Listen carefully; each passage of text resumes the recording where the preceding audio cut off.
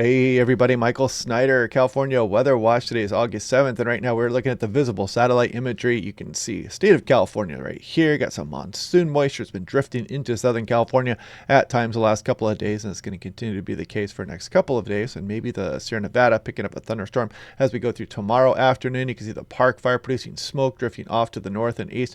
Pretty good surge of fire activity here with the Park Fire, and it's moving off to the northeast as we speak. We'll take a look at that. You can see the mixed bag of the marine there up and down the coastal areas. Some sunshine out there yesterday morning in Southern California.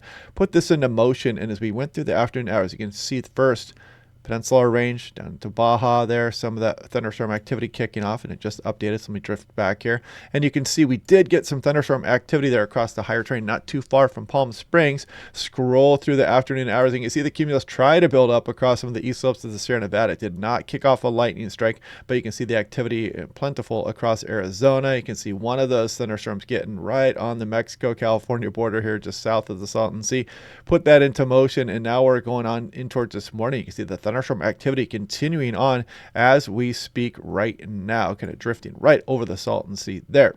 So that's where we are right about now. And you can see the Park Fire continuing to produce smoke. But if we take a look here across the tropics, we're going to take a look at the tropical storms out here a bit in a moment. But you can kind of see the Fujiwara effect here between Fabio and Amelia. More on that here as we go. We're going to take a look at the extended forecast because it looks like there's some troughing trying to drop down across the west coast of North America through the extended. The models continue to show it. And that would provide some relief here temperature-wise for the state of California. First of all, let's look at Phoenix, Arizona. This does include places like Joshua Tree and Desert Center, portions of California. There's Blythe right here, some isolated thunderstorm activity, some gusty winds will be apparent with some of these storms, and all storms pose a risk of some dangerous lightning. And I clicked on this one here by Welton, and this is on the 8 off into Arizona, and you can see there's the Salton Sea here. There's San Diego off to the left, and you can see it was picking up some lightning strikes late last night and on in through this morning. And if you take a look here, you can see I started about 11:30 or so, and just hundreds of strikes out there. This the station picked up. I highly recommend this weather station. Very fun to watch when you have one of these attached to your place of residence. Great smartphone app as well. And you can see the last lightning strike was pretty close here, about 5 a.m. this morning. So again, click on that link down below if you want to save 10% off.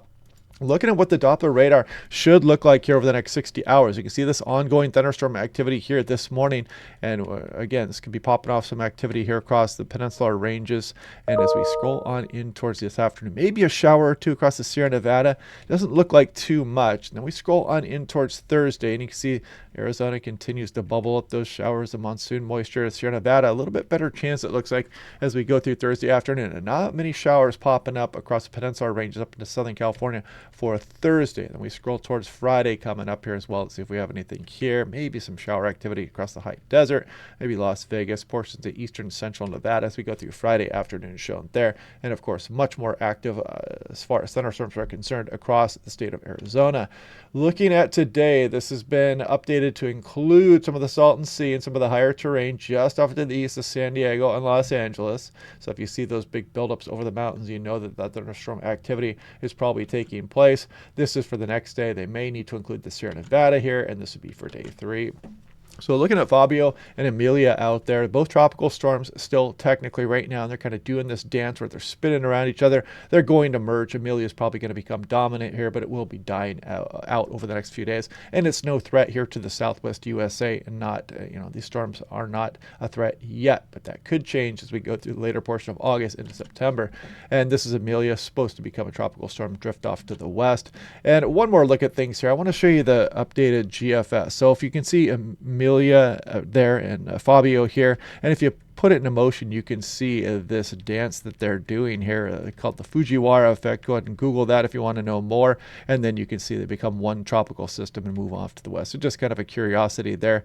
And then sometimes this moisture can bring some increase in the trade showers across portions of Hawaii, but it doesn't look like too much right now. It might bring a little burp here, but yeah. Anyway, let's take a look at the upper levels of the atmosphere here. So let me update this because the 12Z GFS is running as we speak, but actually let's look at the 06Z model run here first. So you see the Fujiwara effect here, the ridge kind of still dominating. It's not that strong, but it is still in place here across the southwest USA. But then watch as we go through the extended forecast. You can see the troughing starting to take place here as we go through August 12th.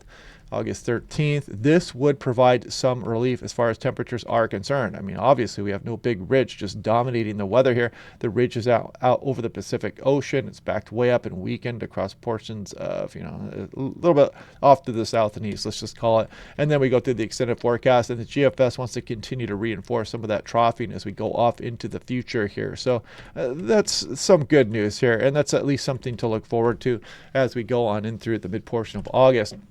So taking a look at the National Weather Models, let's see if it shows any of that as we go. You can see some pretty downright hot temperatures out there. Look at Bakersfield, 107. You're talking about 105, 106 for Fresno and places like that. Sacramento, pretty warm. Redding, 105.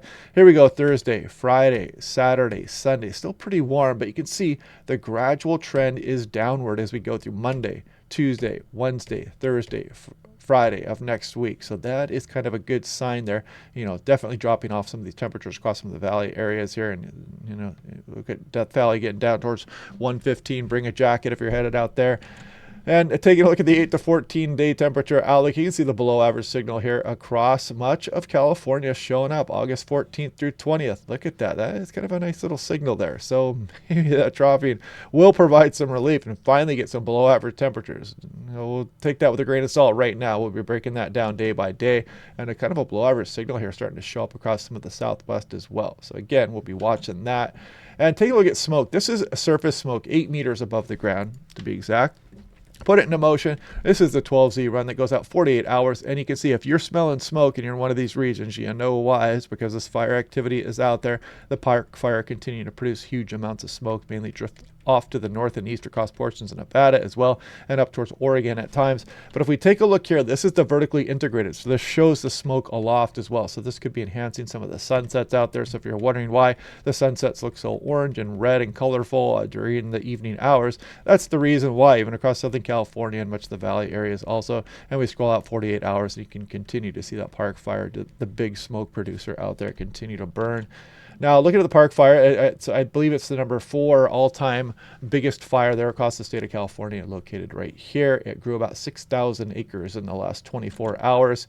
And here we're looking at the 7-day significant wildland fire potential. There's today, there's Thursday. You can kind of see we got the W here along some of the coastal areas north of the Bay Area. That is for dry and windy conditions here. So we do have some elevated risk out there. This would be for Friday. It does include Northeast California. Carson City is right there. There's Northwest Nevada. And we go through Saturday. A little still W there and some lightning threat across eastern Oregon. And here we go on in through the weekend coming up here. But still, the brown is elevated, moderate risk. If we take a look at the park fire yesterday, I'm going to scroll all the way back towards yesterday morning, and you can see the fire really flare up as we started into the afternoon hours.